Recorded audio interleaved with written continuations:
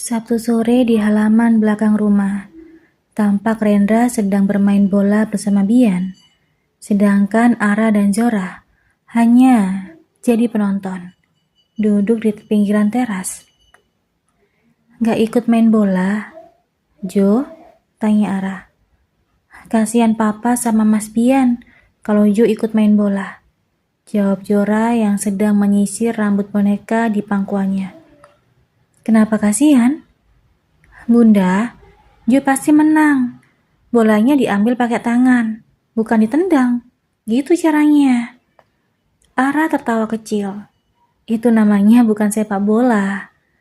Melihat kedekatan yang mulai terjalin antara Bian dan Rendra membuat Ara lega.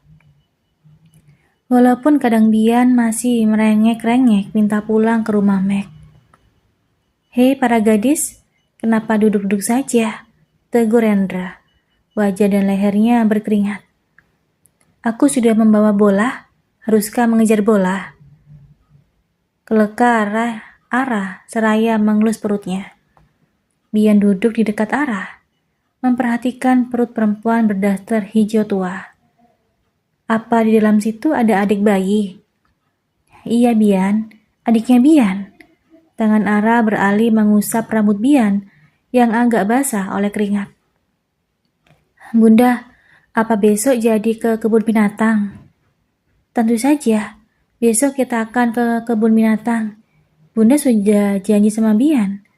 Ara mengambil handuk kecil, kemudian mengelap wajah Bian yang berkeringat. 15 menit lagi, Bian mandi ya."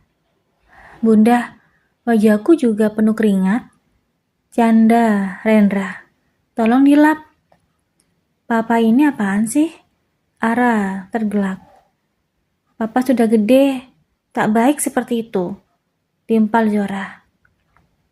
Sore pun berubah jadi malam.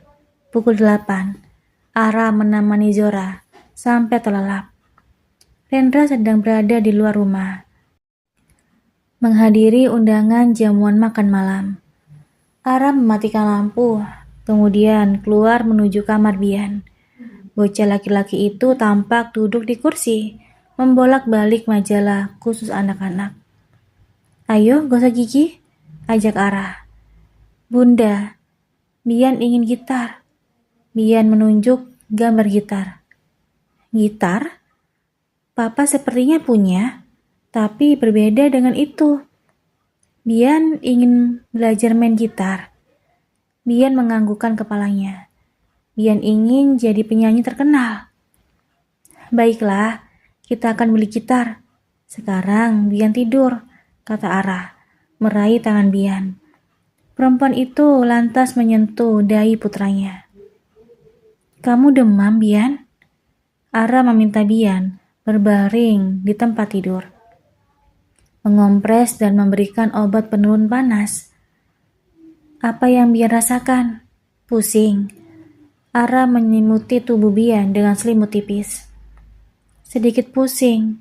Kalau Bian sakit, biasanya Mami gendong Bian di belakang." Dalam kondisi hamil 7 bulan dan pernah hampir keguguran, Ara tidak bisa melakukan apa yang diinginkan Bian secara tersirat. Ara hanya duduk dan mengusap lengan Bian hingga bocah itu tertidur. "Biar saya yang menjaganya, Bu Ara," kata Biwati. "Aku akan tidur di sofa saja," ujar Ara, bangkit perlahan dari sisi tempat tidur. Dedi, gumam Bian. Ara memandangi Bian, kerinduan yang memuncak setelah mencapai alam bawah sadar. "Aku tidak menghindar, Ren. Aku memang sibuk. Kau pasti paham," kata Meg, yang datang ke kediaman Rendra sebelum matahari terbit. "Setidaknya bicara di telepon atau video call.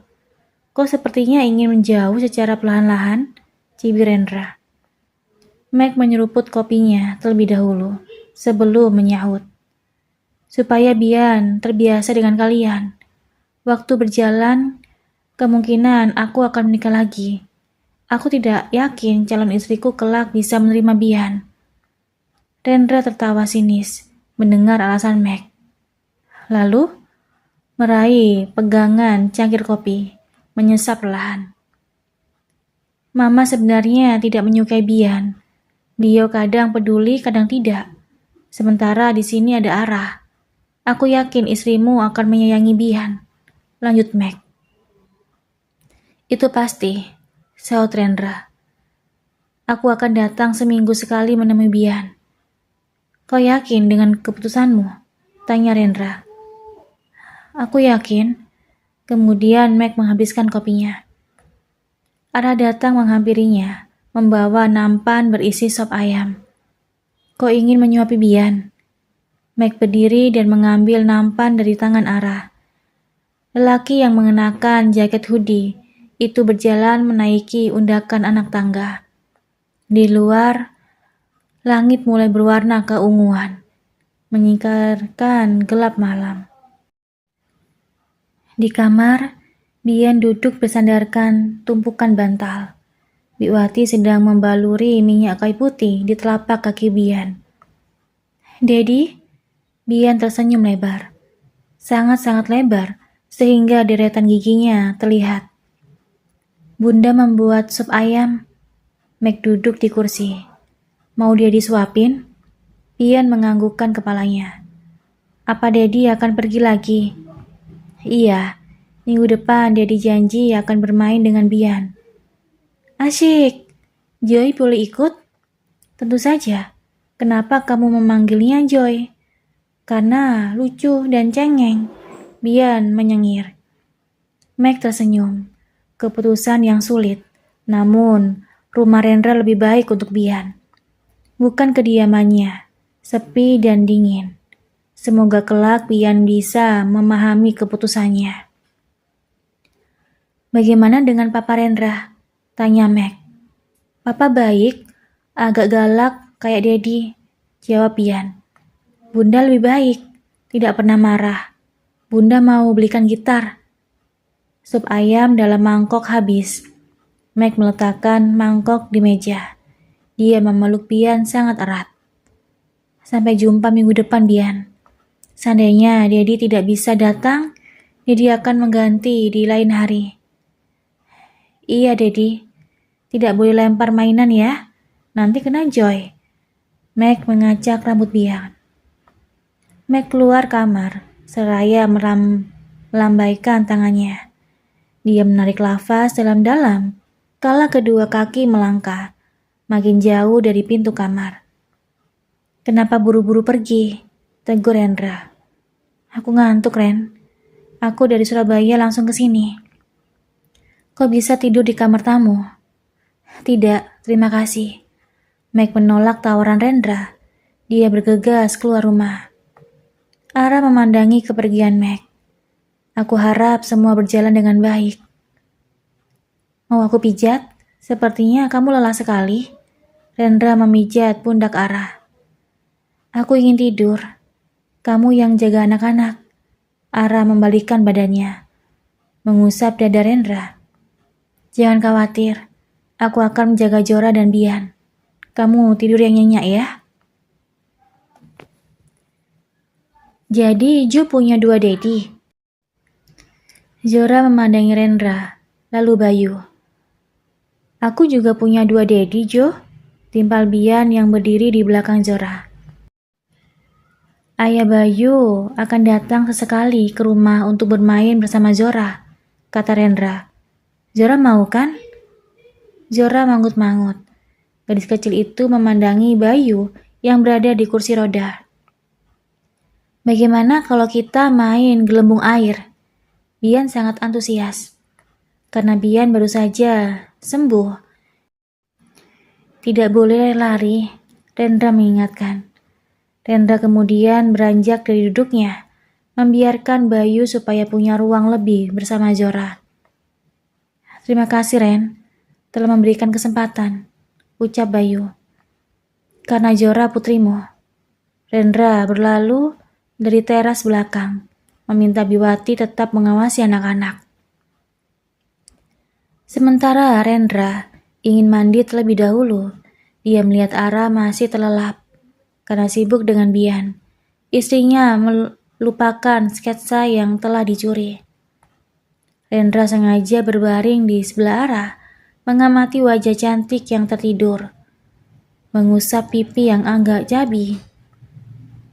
Oh, jam berapa sekarang? Ara membuka kedua matanya. Jam 11 siang. Sebentar lagi anak-anak makan siang. Kalau lelah, tetap di sini saja.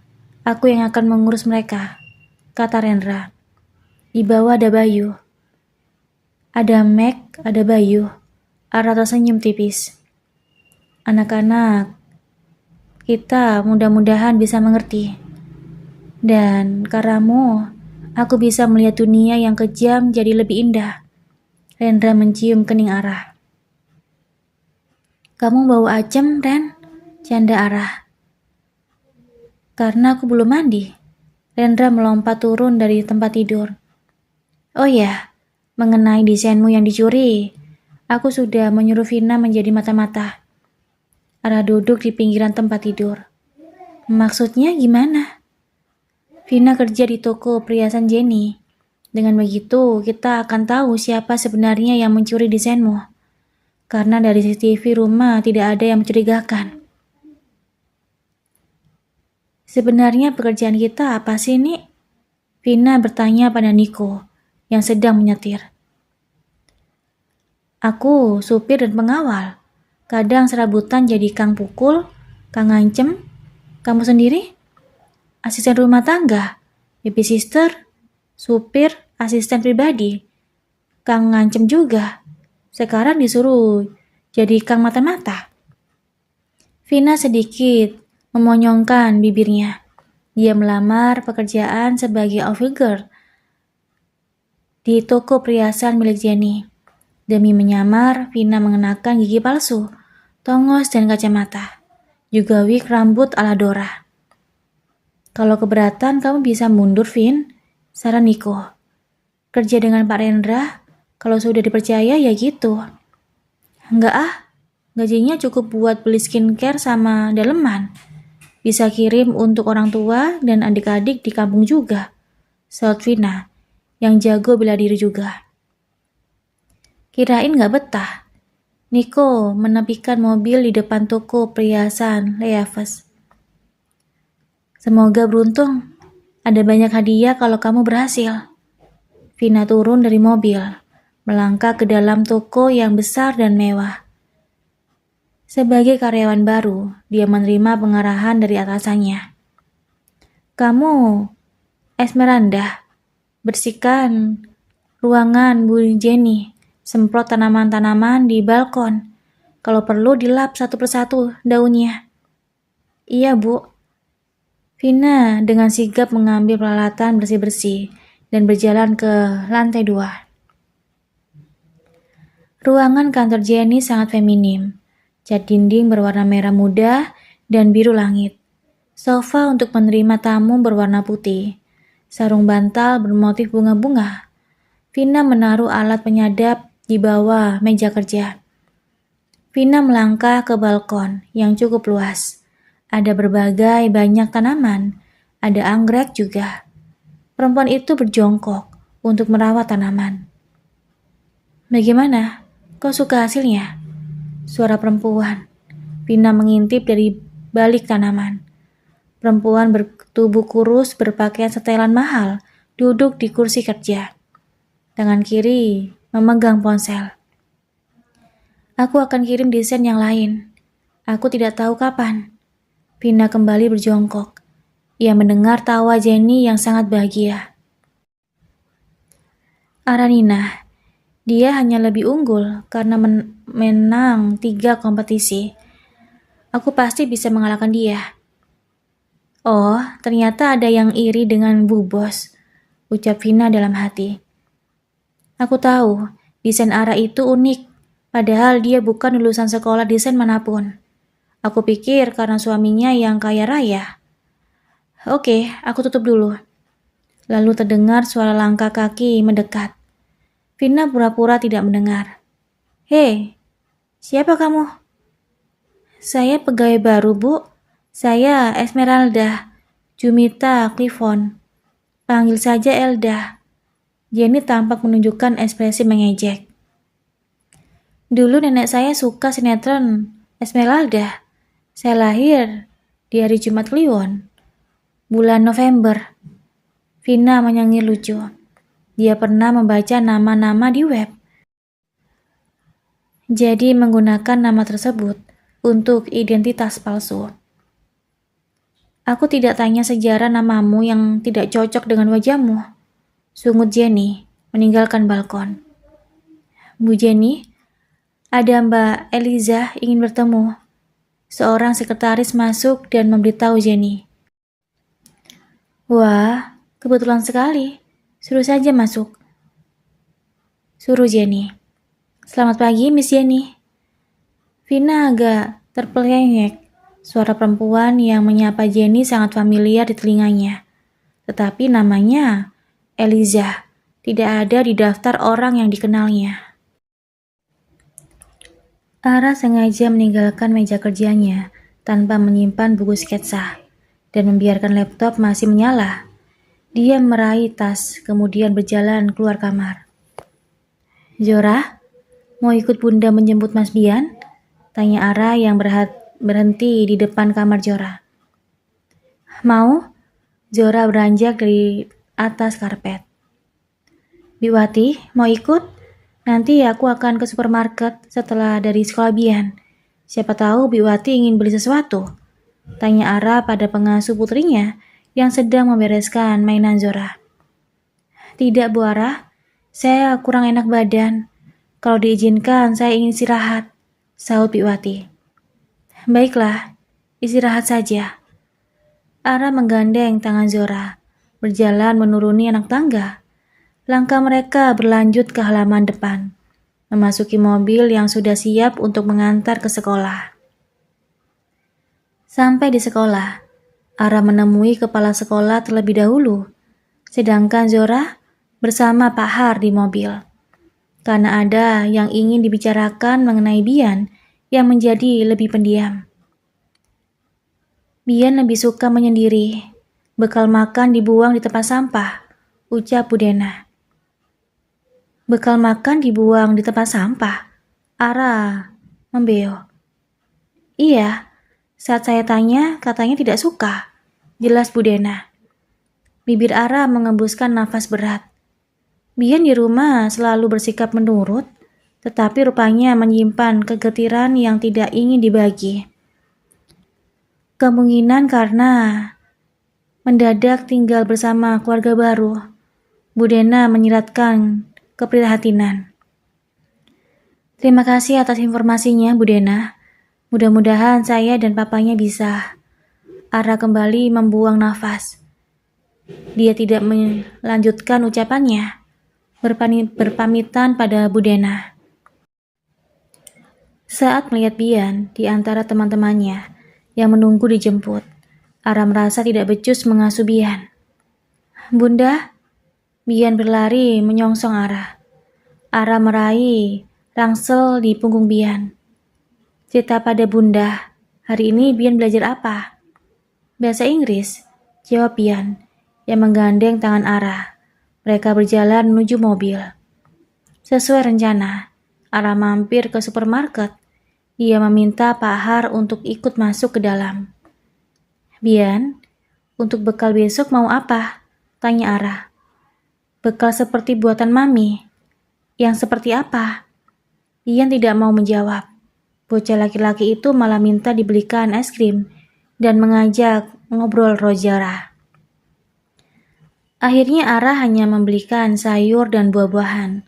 Tidak berlama-lama di supermarket. Dalam perjalanan pulang, dia menelepon Diana. Bekal yang biasa dibuatkan Malaya.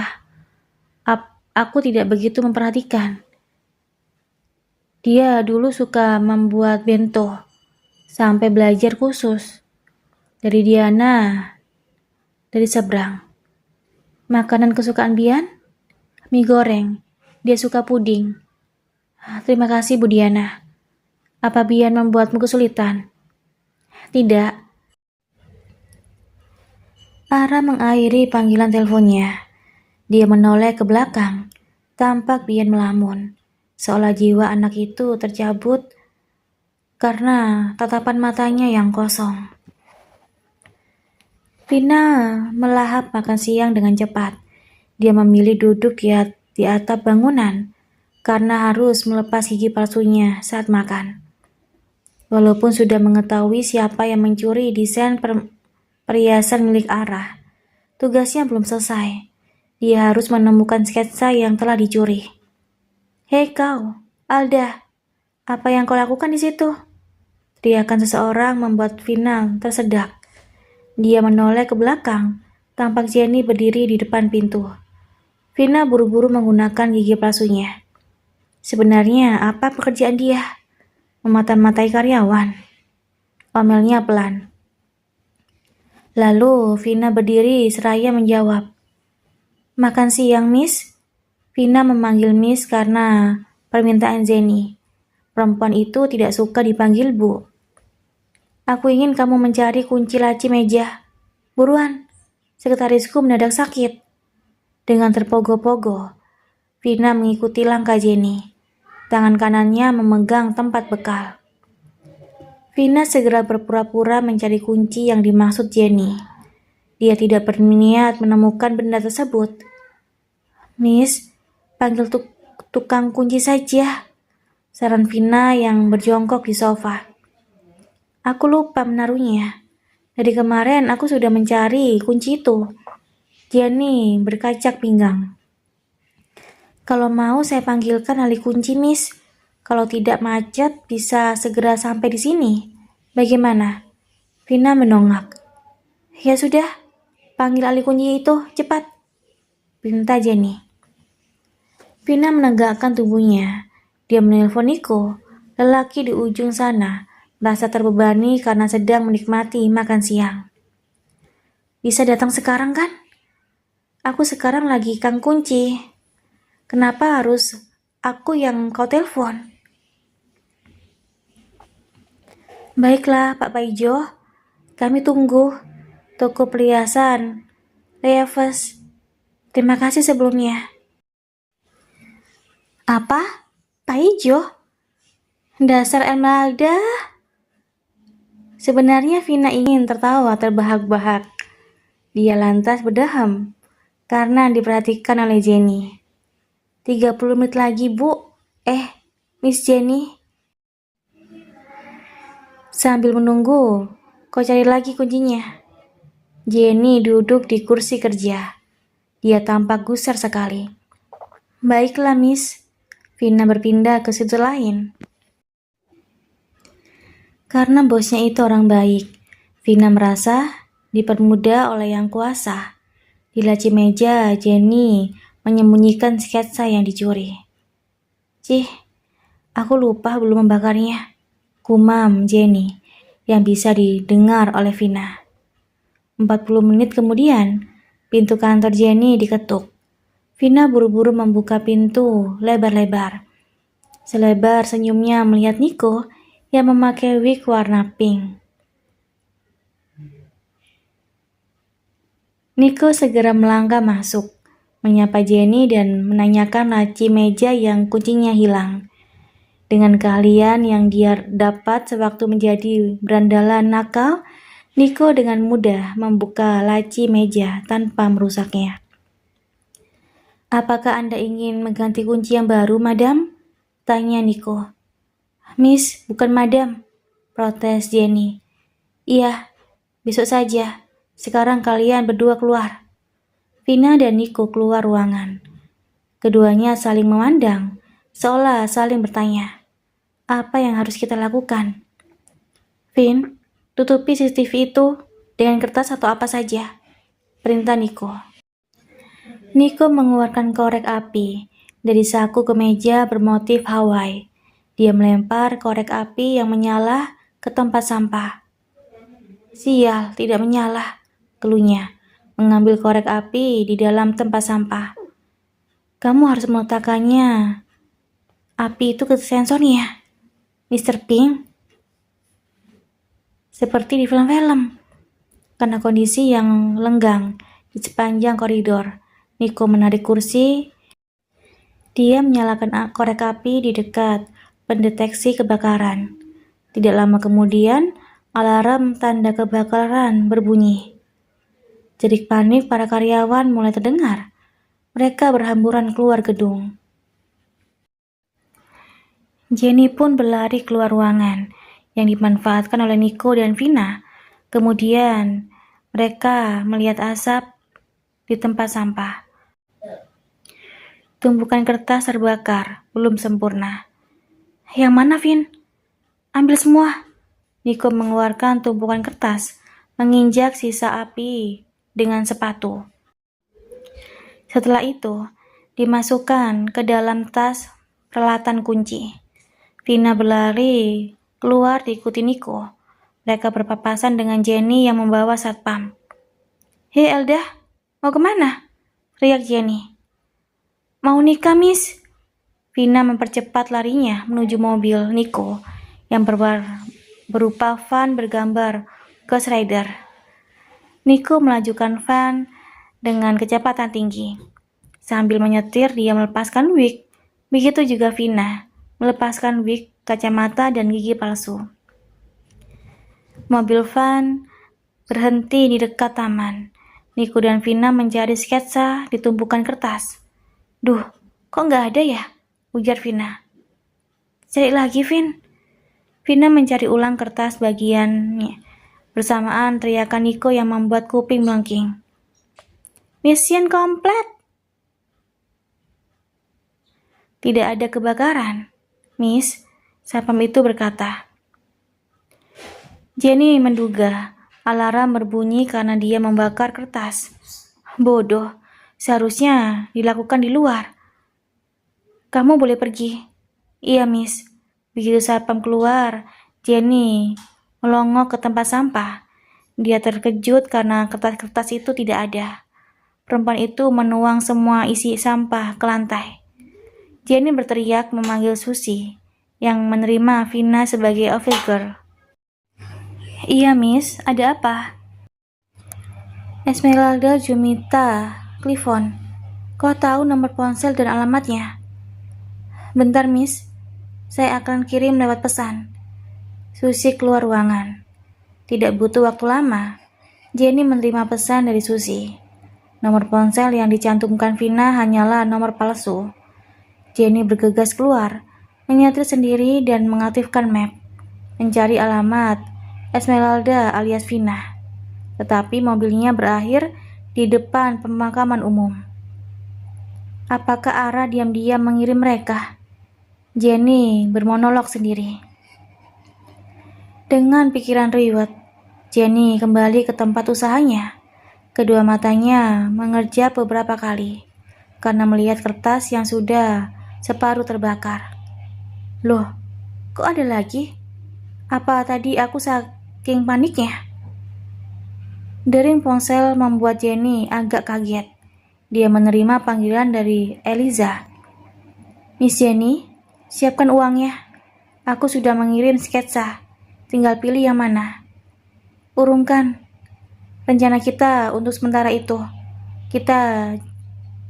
Jika jangka waktu berdekatan, Ara bisa curiga. Aku tutup dulu. Jenny menghela nafas, memandangi tumpukan kertas. Ara tidak bisa menuduhnya tanpa bukti. Permisi, Miss. Tadi nyari saya. Vina berdiri di ambang pintu. Kau memberikan alamat palsu, juga nomor palsu. Saya ganti nomor, Miss. Mengenai alamat, rumah saya memang di area pemakaman. Jelas, Vina. Mana KTP-mu? Vina melangkah maju, memberikan kartu identitas pada Jenny. Jenny mengerutkan keningnya, membaca informasi di KTP. Gadis bodoh seperti Vina tidak mungkin berbohong. Sampai-sampai dirinya ikut bodoh, karena tadi tidak melihat kertas di tempat sampah. Aku harus bersiap untuk acara penghargaan besok malam, kata Jenny. Kenapa masih berdiri di situ, Alda? Saya ingin mengucapkan selamat, Miss, atas prestasi yang dicapai. ucap Vina. KTP saya, Miss. Jenny mengelurkan KTP. Masih tidak percaya ada orang yang tinggal di dekat kuburan. Kau sudah siap, sayang?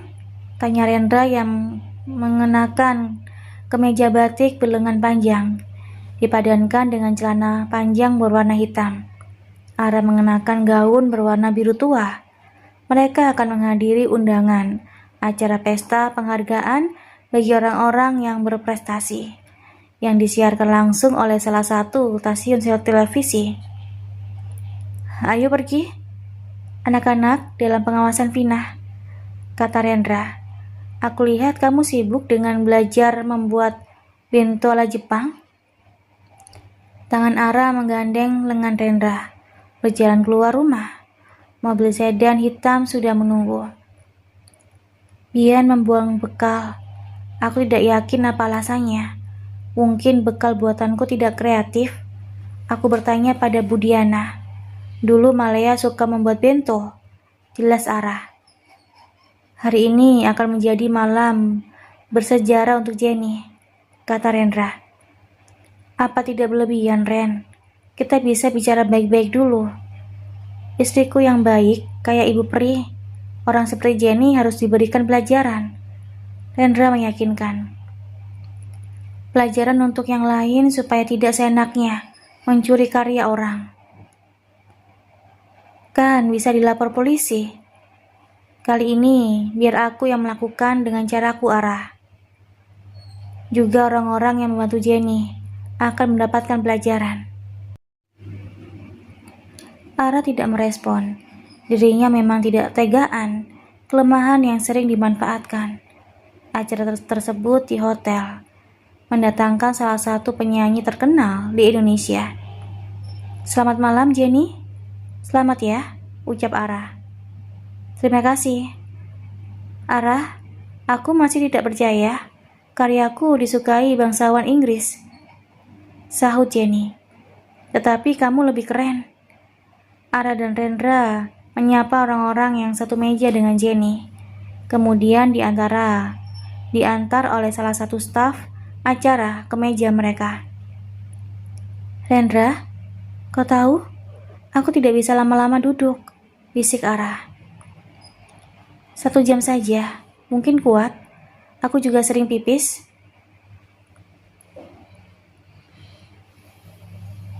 Tidak akan butuh waktu lama, baby. Duduk dan nikmati pertunjukan. Rendra tersenyum. Acara dimulai dengan tarian, sambutan hangat dan lucu dari pembawa acara. Kemudian memasuki acara inti. Penghargaan demi penghargaan dalam berbagai kategori diberikan. Kita akan melihat perjalanan Jenny Salim menjadi desainer perhiasan. Dari video berdurasi 7 menit yang akan kita lihat. Pembawa acara bernama Resta. Mula-mula video menunjukkan masa kecil Jenny dari SD sampai kuliah. Hasil-hasil desainnya, testimoni para pelanggan, dan foto sketsa desain perhiasan yang dibawanya tertuliskan nama Aranina dan tanggal pembuatan. Jenny terlihat terperanjat kaget. Itu kesalahan, disisnya. Video selanjutnya hanya gambar hitam. Terdengar pembicaraan antara Jenny dan perempuan bersama Eliza. Ini bayaran untukmu, Elizabeth Adelia. Terima kasih untuk kerjasamanya. Kau harus segera memusnahkan bukti, Miss Jenny.